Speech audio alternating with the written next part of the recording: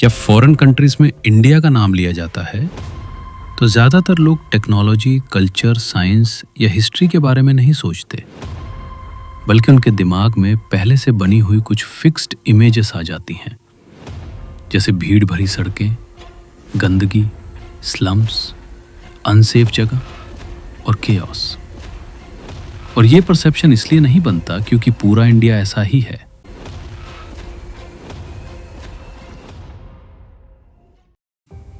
बल्कि इसलिए बनता है क्योंकि दुनिया इंडिया को पूरे कॉन्टेक्स्ट के साथ नहीं, बल्कि सिलेक्टेड और फिल्टर्ड इमेजेस के थ्रू देखती है। फॉरेन मीडिया इंडिया को ज्यादातर तब कवर करता है जब कोई शॉकिंग क्राइम होता है, जब पॉवर्टी दिखानी होती है, या जब कोई नेगेटिव हेडलाइन बन सकती हो। क्योंकि सच ये है कि नेगेटिव न्यूज़ ज़्यादा अटेंशन और ज़्यादा व्यूज़ लाती है, जबकि पॉजिटिव चीज़ें जैसे metro systems, digital payments, startups, medical achievements और स्पेस मिशंस या तो छोटी न्यूज़ बनकर रह जाती हैं या बिल्कुल इग्नोर हो जाती हैं। और जब एक ही टाइप की नेगेटिव स्टोरीज बार बार रिपीट होती हैं तो धीरे धीरे वही पूरे देश की इमेज बन जाती है। इस परसेप्शन को और ज़्यादा स्ट्रॉन्ग करता है सोशल मीडिया, क्योंकि इंस्टाग्राम, यूट्यूब और टिकटॉक पर वही कंटेंट वायरल होता है जो एक्सट्रीम होता है, जैसे एक्सट्रीम पॉवर्टी, एक्सट्रीम क्राउड, गंदा स्ट्रीट फूड या केओटिक मार्केट्स। जबकि normal middle class life, clean offices, educated लोग और डिसिप्लिन्ड स्पेसेस कभी वायरल नहीं होते। इसलिए फॉरेन ऑडियंस के लिए एक वायरल क्लिप ही पूरे इंडिया का रिप्रेजेंटेशन बन जाता है।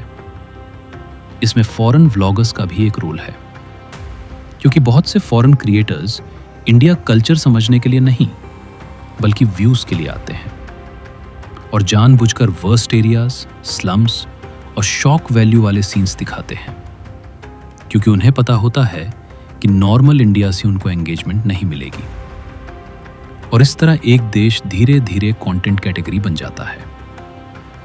लेकिन सिर्फ बाहर वालों को ब्लेम करना भी सही नहीं होगा, क्योंकि इंडिया के अंदर भी कुछ रियल प्रॉब्लम्स हैं, जैसे पॉपुलेशन प्रेशर, सिविक सेंस की कमी, ट्रैफिक डिसिप्लिन का लैक और पब्लिक क्लीनलीनेस के इश्यूज, जो फॉरेन टूरिस्ट्स क्लियरली नोटिस करते हैं और अपने देश से कंपेयर करते हैं, और यहीं से उनका ओपिनियन शेप होता है। इसके अलावा ऑनलाइन इंडियन बिहेवियर भी इमेज को अफेक्ट करता है। टूरिज्म प्रमोशन और ग्राउंड रियलिटी के बीच का गैप भी परसेप्शन को डैमेज करता है, क्योंकि इनक्रेडिबल इंडिया के ग्लॉसी विजुअल्स के बाद जब टूरिस्ट्स स्कैम्स, हरासमेंट या सेफ्टी इश्यूज फेस करते हैं तो उनका डिसअपॉइंटमेंट और ज़्यादा स्ट्रांग हो जाता है, और वही एक्सपीरियंस रिव्यूज और वीडियोस के थ्रू स्प्रेड होता है। एक और इम्पॉर्टेंट बात यह है कि इंडिया अपनी ग्लोबल स्टोरी खुद कंट्रोल नहीं करता, जबकि यूएसए, यूके या चाइना जैसे देश अपनी इमेज को फिल्म्स, मीडिया और टूरिज्म के थ्रू केयरफुली डिजाइन करते हैं। और जो देश अपनी कहानी खुद नहीं बताता, उसकी कहानी दुनिया अपनी मर्जी से लिख देती है। इसका मतलब ये बिल्कुल नहीं है कि इंडिया सिर्फ प्रॉब्लम्स का देश है, क्योंकि India ISRO, world class doctors, engineers, startups, rich culture और एंशिएंट नॉलेज का भी देश है। लेकिन इशू इंडिया का होना नहीं, बल्कि उसका इम्बैलेंस रिप्रेजेंटेशन है।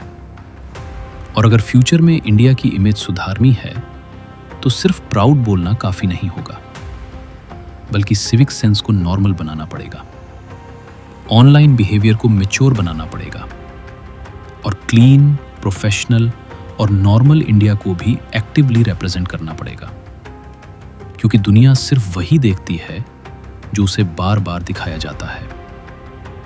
और असली सवाल ये नहीं है कि दुनिया इंडिया को गलत क्यों समझती है, बल्कि असली सवाल ये है कि क्या हम खुद अपनी इमेज को चेंज करने के लिए रेडी है या नहीं।